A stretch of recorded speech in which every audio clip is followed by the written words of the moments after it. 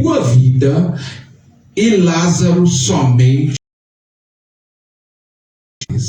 Agora este é consolado e tu atormentado. Podeis assentar em nome de Jesus. Em nome do Senhor Jesus.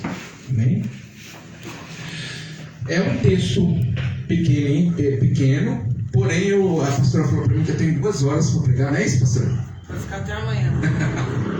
Então, eu não sou pregador, mas o Senhor, Ele me tocou esses dias sobre esse texto.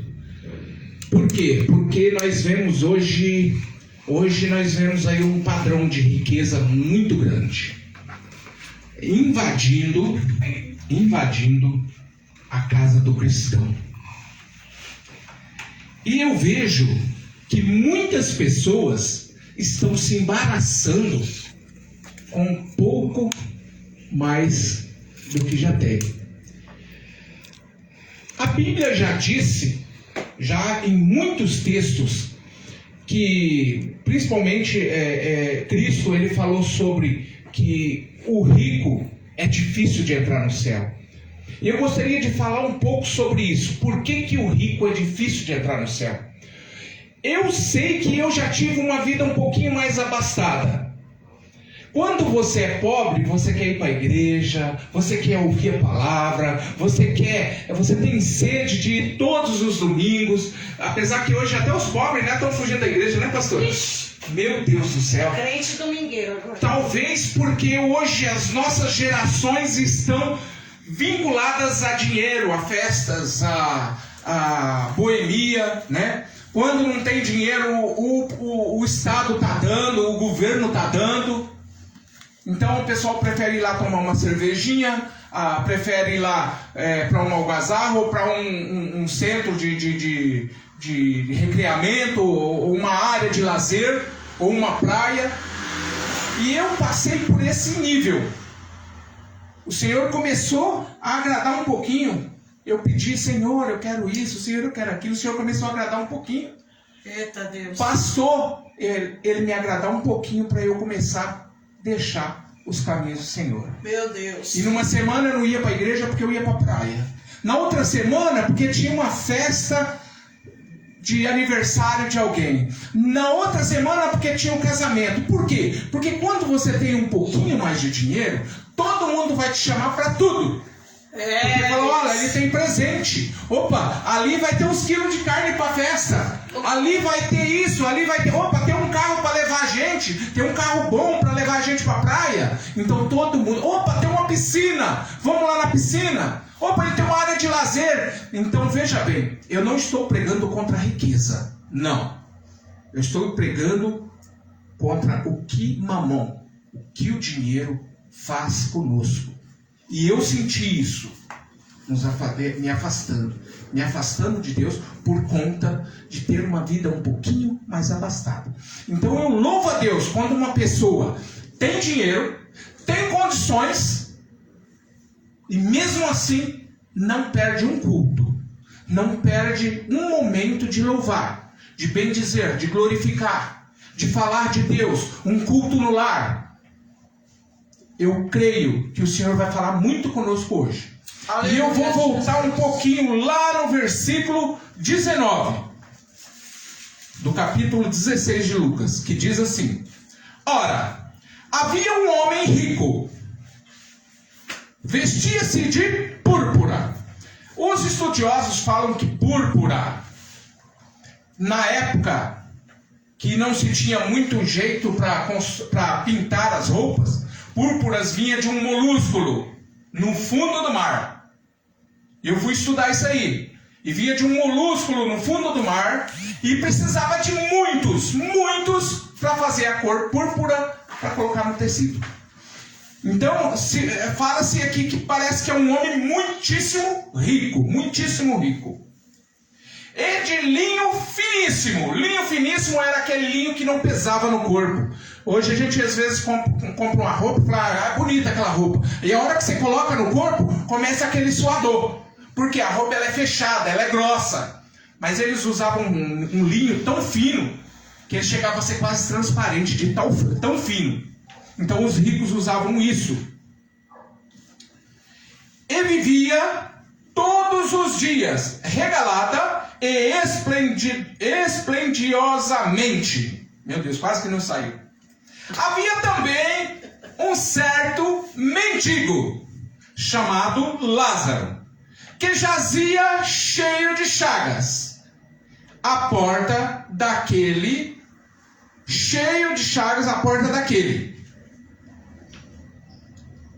e desejava saciar-se com as migalhas que caíam da mesa do rico.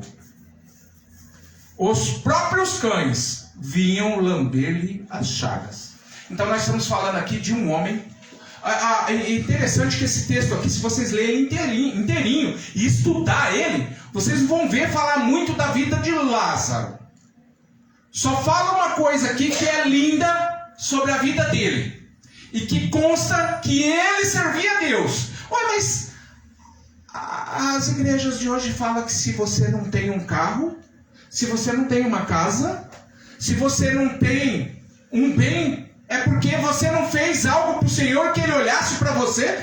Aí todos olham, existe 1000 servos na Bíblia. Quem que eles olham? Abraão. E fala, não, se você serve a Deus, você tem que ser próspero. Você tem que ter dinheiro. Mas aqui o menino era mendigo. E era cheio de úlceras. Eu calculo que ele deveria ser um chagoso. Ele devia ter chagas. E ele ficava na porta do rico, próximo da porta do rico, para que as migalhas que caíam da mesa do rico ele comesse. E os cachorros iam lamber as suas feridas. É Deus. Mas era um homem que servia a Deus. E eu gosto de trabalhar com revelação bíblica. Eu não sou de ficar falando, olha, você isso, isso e isso. Se o Senhor mandar, eu falo. Mas eu gosto de trabalhar com revelação bíblica. Então vamos ao texto. E desejava, já li o 22. E aconteceu que o mendigo morreu. Olha só a revelação. E aconteceu que o mendigo morreu. E aí o que aconteceu? E foi levado pelos anjos para o seio de Abraão. Morreu também, agora sim, morreu também o rico. O que aconteceu? Ele foi sepultado. Não teve ênfase. Não teve ênfase. É Deus. Então, esse versículo aqui prova que Lázaro servia a Deus. Ponto. Não precisa falar mais nada. Aí você fala assim, mas aqui fala da riqueza, da pobreza. Eu vou falar o porquê que o Senhor abordou esse cidadão aqui que viveu na época de Moisés e dos profetas, que se chama Lázaro. Porque os religiosos na época viviam abastados. E eles pregavam contra aqueles que não tinham, dizendo que aqueles ali não tinham, porque alguma coisa ou o pai e a mãe fez de mal, ou ele fez, ou alguém da família fez. Se ele tinha uma cegueira, é porque alguém pegou. Isso é Bíblia. Se ele tinha algum problema de lepra, alguém errou, alguém fez alguma coisa errada para ele estar daquele jeito. Foi lançada uma maldição nele para ele estar daquele jeito. Então aí o Senhor começou a falar por parábola. Ele começa aqui desde os outros capítulos antes, ele começa a falar por parábola com os ímpios. E aí depois, o que ele fazia? Ele chamava os discípulos à parte e explicava o que ele estava falando através das parábolas. Algumas parábolas são explicadas, outras não, pelo menos na Bíblia. Mas eu acredito que o Senhor ele explicou tudo para os seus discípulos. Vamos lá. Onde que eu parei? No 23? Não, no 22, né? Agora é o 23. Agora é o 23. E no inferno, olha só, aonde que estava o rico. E no inferno, ergueu os olhos. Ergueu os olhos significa que está lá embaixo. Alguns falam assim, o inferno é para baixo. Alguns estudiosos estudam a Bíblia e falam, o inferno é lá embaixo. E o céu é lá em cima. E aqui vem provar a tese dos estudiosos, ó. E no inferno, ergueu os olhos, estando em tormenta. Quem fez isso? O rico. E viu ao longe Abraão e Lázaro, ao longe, ó, no seu seio. E chamando, disse: Pai Abraão, tem misericórdia de mim. Será que era a hora dele estar pedindo misericórdia? Quanto tempo o rico teve para pedir a misericórdia do Senhor? Deus. Mas ele estava preocupado com as suas riquezas. Que roupa que ele ia vestir? Que carro que ele ia ter? Que celular que ele... Ah, não, naquele tempo não tinha celular. Né? Vai saber. Não tinha. Mas ele estava preocupado em mandar e desmandar. Mandar e ser obedecido. E isso o texto vai provar para você também. Que era um cara que gostava de tudo na mão dele. E que tudo fosse do jeito dele. Vamos lá? 24, né? E chamando disse: Pai Abraão, tem misericórdia de mim. E manda Lázaro. Você viu aqui? E manda. Ele não falou assim, pede para Lázaro. E manda Lázaro que molhe na água a ponta do seu dedo e me refresque a língua. Porque estou atormentado nesta chama. Aí eu vou perguntar um negócio para vocês. No céu tem chama? E no inferno tem, né? Falou aqui. No inferno tem chama. Agora eu vou falar um negócio legal para vocês. Qual é a bebida mais gostosa que nós temos aqui na Terra? Coca-Cola. Ah, não, é a água. É a água. E no céu tem água? Tem aqui, ó. Deixa eu brincar, ué. Manda Lázaro molhar o dedo na água e vir colocar na minha língua. Quer dizer que nós temos água, nós não temos o fogo. Porque a luz que nos vai clarear lá é o Senhor Jesus. Verdade, Jesus. Mas a água tem. Vamos lá? Eu parei onde? No 24? Então vamos lá no 25. Ó. Esquece a chama um pouquinho agora, deixa a chama para lá. Disse, porém, Abraão, filho, lembra-te de que recebestes os teus bens em tua vida, e Lázaro somente males. Agora este é consolado e tu atormentado. Conclusão. Vamos colocar cada um de nós. Qual é o bem para você? Eu passo o dia trabalhando, lutando. Mas eu quero... Qual é o dia de culto? Eu quero ir para o culto. Eu quero ouvir da palavra do Senhor. Eu quero louvar o nome do Senhor. Eu quero bendizer o nome do Senhor. Eu quero pregar para o meu vizinho da direita. Eu quero pregar para o meu vizinho da esquerda. Esses são os nossos bens. Então, conclusão, Lázaro tinha esses bens. Ele poderia ser chagoso. Ele poderia estar na calçada. Ele poderia estar morrendo com úlceras. Mas ele pregava o evangelho. Então ele só teve o mal da vida. Porque ele padeceu com dores. Ele padeceu com pobreza. Ele padeceu com tudo. Um homem que não era benquisto, segundo os estudos dos farisaísmo, do judaísmo, não era benquisto uma pessoa que era leproso, ou que era cego, ou que era aleijado. Eles eram postos à parte da sociedade. Só que detalhe, servia a Deus. Amém? Amém. 26. E além disso, está posto um grande abismo entre nós e vós. E além disto, há posto um grande abismo entre nós. Nós quem? Abraão, o Senhor, Deus, né? E aqueles que estão com ele ali, no seio dele, junto no céu, e aqueles que estão no inferno. Então, entre nós e vós há um grande abismo. De sorte que os que quiserem passar daqui para lá, para vós, não poderiam, nem tampouco os que lá passem para cá. Alguns historiadores, alguns estudiosos também da Bíblia, eu não sou estudioso, eu gosto de estudar a Bíblia para pregar o Evangelho, para levar a palavra. Mas eles dizem aqui que, diz que a gente vai ter paz, que a gente vai ter tranquilidade lá, mas o diabo estava conversando com eles. Não estava conversando com eles. Com quem que Lázaro, o rico, com quem que o rico estava conversando? Com o pai, com Abraão. Conclusão, o Senhor, segundo a minha Bíblia, está escrito na minha Bíblia que ele tem a chave do inferno e da morte. Então ele pode acessar o inferno. O inferno pode ver o céu? Pode. Aqui fala que o inferno pode observar o céu e ver que lá é as mil maravilhas. Quem quer ir para o inferno, queimar a vida inteira lá, a eternidade, ficar vendo todo mundo regozijando na boa lá no céu?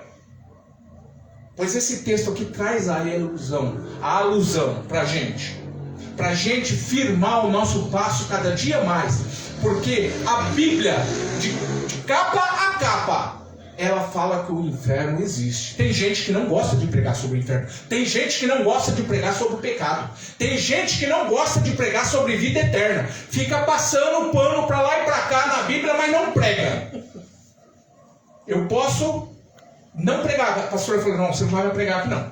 Pode, mas eu vou pregar a verdade para vocês. Eu tenho que pregar o que está escrito no livro. Eu gosto de detalhar, eu gosto de ver capítulo, versículo por versículo. Sabe por quê, meu irmão? Sabe por quê, minha irmã? Porque a Bíblia, ela revela. Tem coisas que... Hoje mesmo eu estava estudando uma dessas parábolas aqui, que fala sobre o mordomo infiel. Aí eu falei, caramba, meu, para que falar de um mordomo que é infiel? E tem muita gente que não entende esse texto. E eu comecei a estudar o texto. Pastor, eu descobri tanta coisa. Glória a Deus. Tanta coisa. A Bíblia, ela foi feita para ser estudada. Ela não foi feita para ser... eu leio um capítulo. Eu leio 3 capítulos por dia. Eu leio 5 capítulos. Eu já li a Bíblia 4 vezes. A Bíblia, ela é feita para ser estudada. Tem gente que fala, não, você tem que ler a Bíblia tantas vezes para você falar que você é crente. Não, a Bíblia tem que ser estudada. A própria Bíblia fala que nós temos que estudá-la. Que nós temos que comer do rolo. Desde lá do Velho Testamento é comer do rolo, lá porque era aqueles pergaminhos, aqueles rolos assim. Olha, come do rolo. Quer dizer, estuda tudo que você tem aí de pergaminho. Aí quando é formada a Bíblia, que ela é fechada e colocada num pacote pra gente, eu falo, agora os discípulos eles falam, você tem que estudar a palavra.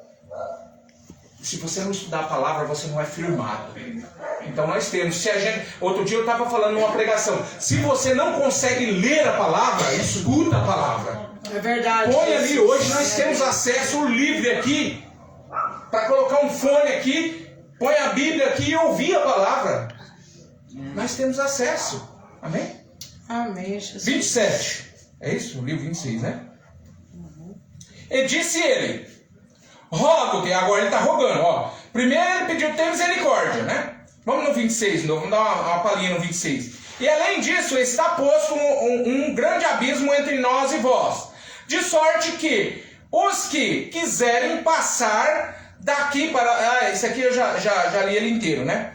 E disse, rogo-te, pois ó Pai, que o mande, mandando de novo. Olha o rico mandando de novo. Ele está lá no inferno mandando, querendo mandar. Falou, não, eu sou bom ainda. Eu sei mandar ainda, ó. Então, como ele falou, eu não consigo mandar, eu vou falar, pai mandar, né? Então, vamos lá. Ó, manda a casa de meu pai. Agora eu vou provar para vocês na Bíblia que esse rico não era de Deus. Não é só porque ele era rico que ele estava no inferno, não, tá? Ó. Por quê? Pois tenho 5 irmãos, para que lhes dê testemunho, a fim de que não venham também para este lugar. Eu vou ler de novo, ó. E disse ele, rogo-te, pois, ó Pai, que mande a casa de meu pai, mandando Lázaro descer lá do céu, ó, para a casa do pai dele. Aí eu vou ler aqui o 29, um pedacinho do 29, ó.